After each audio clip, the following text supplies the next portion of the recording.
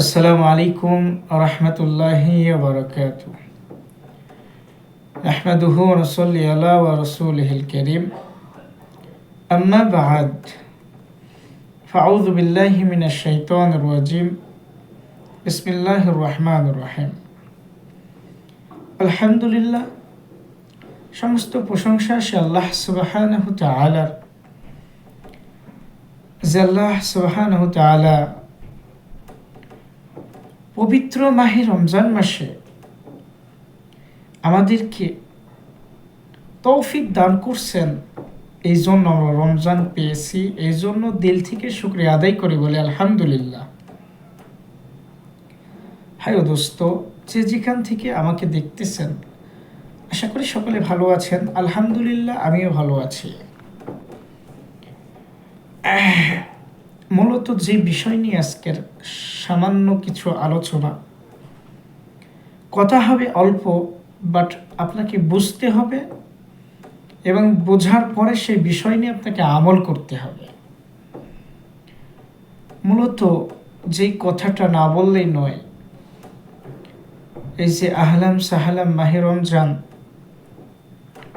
এই রমজানে আল্লাহ সুবহানাহু তাআলা অনেক গুরুত্বপূর্ণ ইবাদত, অনেক আমল রেখেছেন মুসলমানের উপরে, অনেক সওয়াব আল্লাহ সুবহানাহু তাআলা রাখছেন, যেটা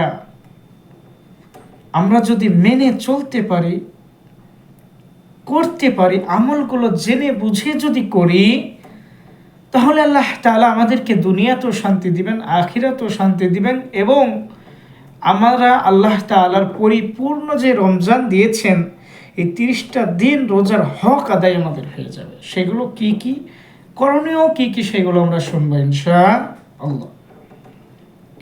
প্রথম নাম্বার হলো,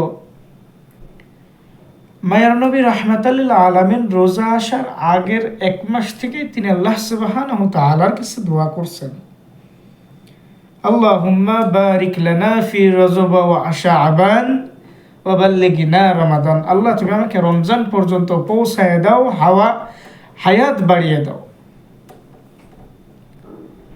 নিয়ত করছেন আগে থেকে। সো আমরাও যারা নিয়ত করেছি যে রোজা রাখবো, আলহামদুলিল্লাহ আমাদের মাঝে কিন্তু রমাদান মাস চলে আসছে। এই সিয়াম সাধনা আমরা করতেছি। এই সিয়াম সাধনা একটা বড় আল্লাহ সুবহানাহু তাআলার নিয়ামত। এই মাসটা হচ্ছে গুরুত্বপূর্ণ একটা মাস, যেই মাসে আমরা ইবাদত করে করে আমাদের গুনাহগুলোকে ঝরায়ে ফেলতে পারবো। না জানি আমাদের জীবনে আর এমন মাহে রমজান আসে কিনা, না জানি আমরা কখনো রমজান মাস পাবো কিনা, না জানি আমরা আর কখনো রমজান পাইতেও পারি, নাও পারি। সো যেহেতু পেয়ে গেছি, তাহলে আমরা এই রমজান মাসটাকে কাজে লাগাবো। আমরা যারা সুদ খাই, তওবা করে ফিরে আসবো যে আল্লাহ, জীবন থাকতে আর কখনো সুদের কাছেও যাব না। যারা ঘুষ খায়, আল্লাহর কাছে তওবা করে ফিরে আসুন যে আর কখনো ঘুষ খাবো না। যারা মিথ্যা কথা বলে, আল্লাহর কাছে দোয়া করা, আল্লাহর কখনো মিথ্যা কথা বলবো না। এই রমজান মাসের উছিলায় আপনি আমাকে মাফ করে দেন, আমাকে কবুল করে নেন। এই রমজান মাসে মায়ার নবী রাহমাতাল লিল আলামিন অনেক কান্নাকাটি করতেন আর দোয়া করতেন আল্লাহ সুবহানাহু তাআলার কাছে।